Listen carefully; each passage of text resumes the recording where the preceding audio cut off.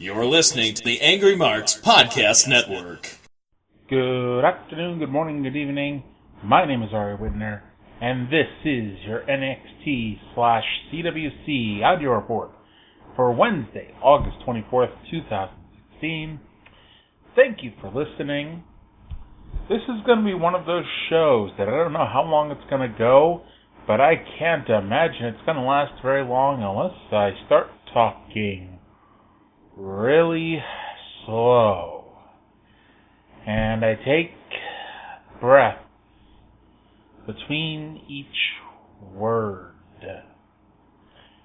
But if I talk like this for very long, chances are you will probably turn out. So let's talk at a normal speed and see where we go. NXT, let's kick things off there. We're still in Brooklyn, so either on a random Wednesday night in the middle of August, 15,000 people bought tickets at the Barclays Center for the most randomly pointless episode of NXT in the last 3 weeks, or they just aired the two dark matches from TakeOver along with literally 35 minutes of filler. Actually, the show was 52 minutes of filler, but I was being nice by saying 35. Anyway, we start off with the Perfect 10, Ty Dillinger, who hasn't been seen since losing to Oni Larkin a few weeks ago, in fact, a few months ago, going one-on-one with the B in the Blake Alexa Murphy factor, Wesley Blake.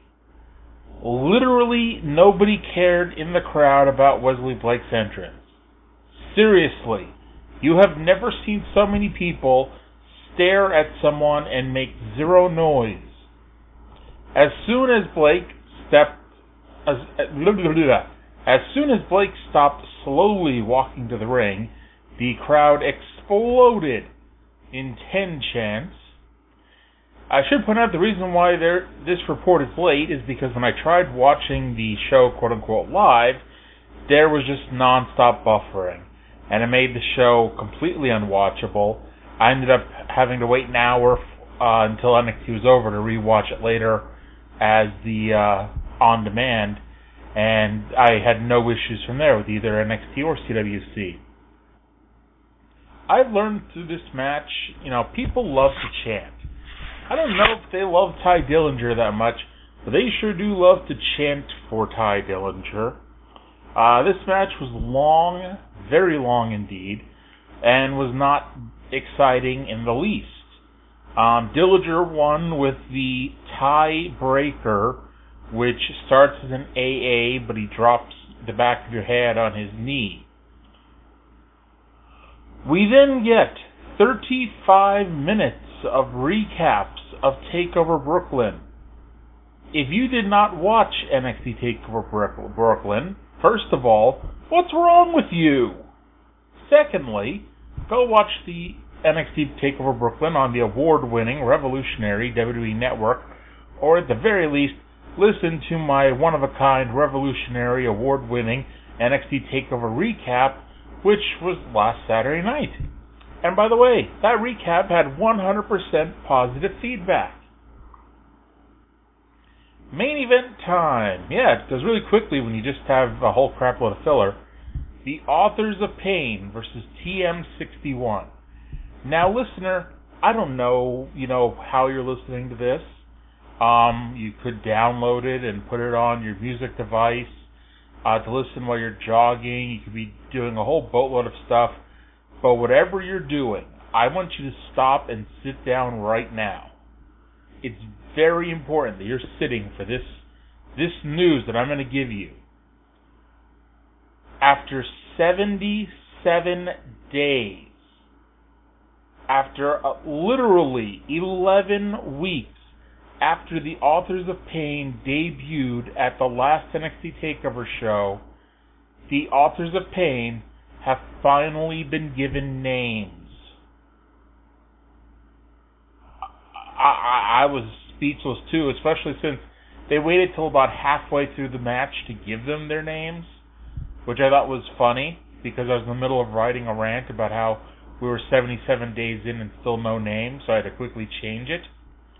But anyway, their names, the tattooed one is Occam, which is the real name of former WWF quote-unquote star Brockus, and Razor, who was one of the two mutants, or the two monsters, in Teenage Mutant Ninja Turtles 2, The Secret of the Ooze, which came out 25 years ago, and actually starred Kevin Nash. Well, it didn't star Kevin Nash, but Kevin Nash played Super Shredder and got killed at the very end. Spoiler alert for a 25-year-old movie. Anyway, I should point out that 11 weeks in, they are still managed by Wrestling Observer Hall of Fame manager Paul Ellering, who is one of the most memorable managers and better talkers of the 80s, and in 77 days, Paul Ellering has been allowed to say one sentence into one microphone one time. Anyway, TM61 was on fire from the start, actually attacking the AOP before the bell. Turns out all that did was anger the authors, as they got the heat on Shane Thorne by pulling him shoulder first into the ring post. Thorne and Miller did actually look better here against the Authors of Pain than any other team so far, including American Alpha. But despite that, the Authors of Pain picked up the win with a combination clothesline, side rush, and leg sweep. So that does it for NXT, and we're pretty sure there's going to be a better NXT next week. But until then, let's get to the Cruiserweight Classic and the end of the second round. The Sweet 16 is over, ladies and gentlemen. But this show, it had three very different matches with three very different styles, and actually continued a storyline. I'll get into this one. There's an actual storyline, but it continued something we didn't find out for a month after this show was taped. But let's start. Lindsay Dorado versus Rich Swann. This match, and actually all three of these matches, I think I would have enjoyed I would have enjoyed a lot more if I had watched a lot less wrestling in the last 5 days. But this match, it was about 80% serious wrestling and 20% dancing, which made for an interesting bout. After a good 10 minutes, Swann went for a standing 450 splash, but Dorado got his knees up. Dorado missed the shooting star press, and Swann won with the Phoenix Splash. So Rich Swann is in the Elite 8. Zack Sabre Jr. versus Drew Gulak. Seriously, Sabre is one of the best wrestlers in WWE right now, even though he's not actually in WWE. I'm sure you know what I mean. Gulak at one point flat out tortured Zack Sabre. He put on a gory special and then pulled Sabre's arms behind his back to the point that his wrists were meeting. If that didn't hurt, nothing will. Sabre got on the Kimura that won his first round match, but Gulak got out of it and body slammed Sabre into the bottom rope. An amazing series of pin attempts and reversals led to Sabre being able to get the fall, and this match was actually an exceptional example of what pro wrestling is in 2016. And, I think this match sold, I don't know, maybe sold DVDs, maybe sold video on demand subscriptions for your independent companies, that you can go out and see Zack Sabre and Drew Gulak and Rich Swann and, Johnny Gargano before he got signed, and all these other people that, you can tell are good, but you want to see more of now. And I think, more than anything else, the Cruiserweight Classic should make, some of these independent promoters quite happy, because I think it's going to lead to a bunch of DVD sales from people wanting to see more of these men. Final match of the Sweet 16. Johnny Gargano versus former TNA X Division champion TJ Perkins. This was very different, like I said, in the first two matches, as this match was very hard-hitting. Gargano was selling his leg from TakeOver, which is funny, because TakeOver happened this past Saturday, and this match was taped a month ago. Near the end, we had an excellent series of exciting moves, including Gargano super kicking a diving Perkins, and then Gargano doing a running dive off the apron, but he smashed his leg off the timekeeper's table, which, not good, folks. Not good.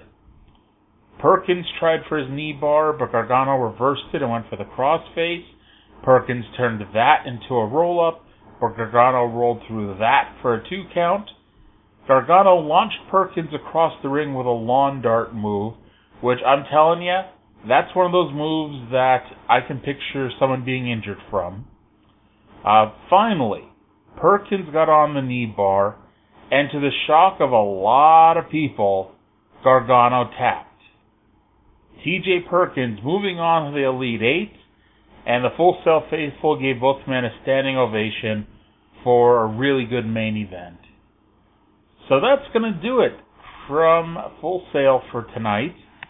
We still got about 3 more weeks of the Cruiserweight Classic to go, and then of course the Cruiserweight division goes to Raw, and who knows what's going to happen from there. But I want to thank everyone for listening. You're listening to the Angry Marks Podcast Network.